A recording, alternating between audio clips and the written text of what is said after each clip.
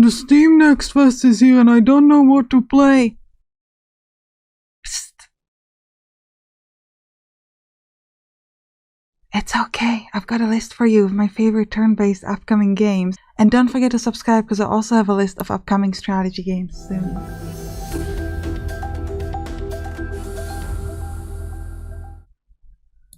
Plug your ears, hide your kids, the howl is here. Now this is a game where howling plague has begun. Anyone who hears it is going to turn into a feral beast. This game is a really interesting feature where you plan your moves ahead. So you essentially have to guess how the enemy is going to move because you're going to be planning your steps in advance, and hopefully you can match it with what the enemy is doing. This is reminding me of like a WeGo turn-based system that you see in war games. So it's kind of interesting to see that in a non-war game. It's obviously not the exact same thing, it's a little bit different, but it's exciting.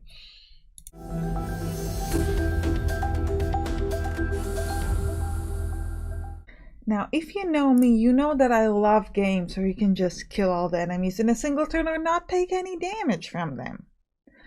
Well, the Kara cards is an interesting roguelike deck builder that allows you to synergize between a variety of unique cards to try to clear the board of enemies within one turn.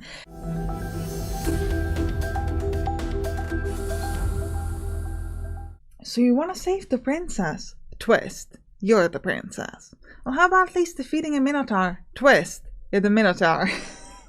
This is a game that can be played both in single player and multiplayer, and you are playing a princess who gets her mind swapped with a Minotaur, and this is a puzzle fighter RPG where you're sort of matching different symbols to create powerful moves. And this one is a combination of turn-based and real-time gameplay.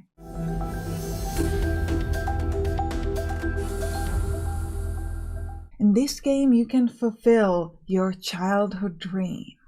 Become a superhero. Now, this is a fantastic game because this is a game with turn-based, party-based tactical combat where each of your characters has their own superpowers. Not just that, but they also have the power of friendship.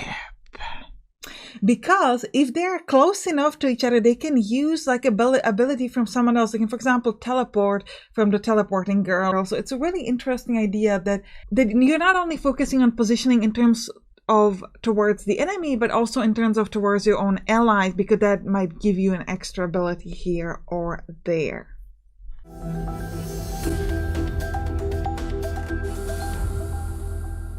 So Spirited Thief is a game where you're a thief and you're not particularly good one because it seems like no one in the guilds wants to work with you. But you do have one friend. You do have a ghost that helps you out, and the ghost kind of scouts ahead, but he can't really do anything. He can't grab stuff. And then you have to move as yourself, and you have to avoid all the guards and not trigger any alarms and just manage to get there and steal all the stuff you need. The scout mechanic is quite unusual because you essentially have like one whole set where you're moving with the scout, and then the second time where you're moving with yourself. It's an interesting game. I played a demo of this on my main channel, and for a lot of these games, I either already have a Let's Play on my channel or I most likely will have a Let's Play on my channel, so if you want, you can go to my main channel and check that out.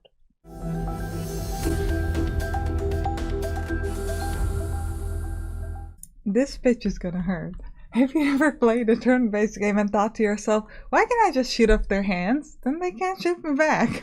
Well, Urban Strike kind of lets you do that. So they have this mechanic where you can target specific body parts in order to do like crippling shots or instant kills and things like that, which I think is a really interesting feature, especially if you're using like a sniper rifle or things like that.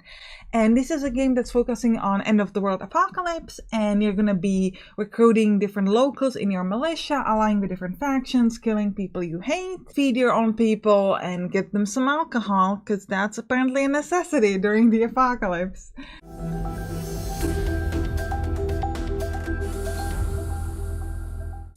USC Counterforce is a turn-based combat game where you're gonna lead your space commandos. A game that's kind of like a revival of turn-based tactical games inspired by XCOM.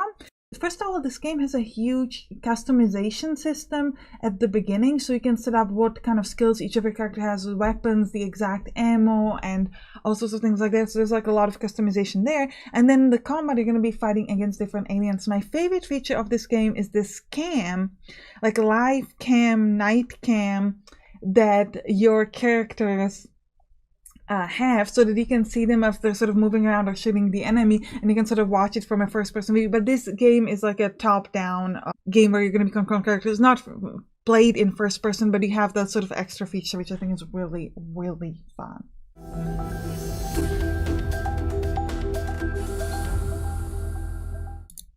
The magic is cards. The cards are magic, and the like button is happiness. We're going to talk about Dungeon Drafters, which is a roguelike deck builder with a huge variety of different cards. And even though it's a roguelike deck builder, there is positioning, and they're actually destructible objects, which is quite interesting. I haven't seen that in deck builders that often.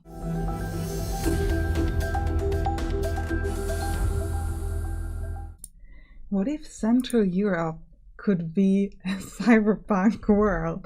So this is a heist, guys, and you're going to be playing as Alexandra, who is a street smart thief on the run. This is a turn-based roguelike deck builder, and you're going to be putting up together a team and trying to do these heists. What's interesting is that you're going to be using your cards to do the combat, as you would expect in a normal game, but you're also going to be using your cards to hack.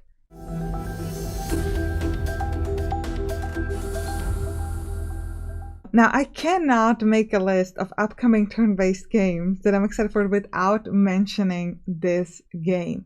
Darkest Dungeon 2 is a sequel to Darkest Dungeon, which is a game that I think everybody knows if you're at least a little bit knowledgeable in the turn-based world.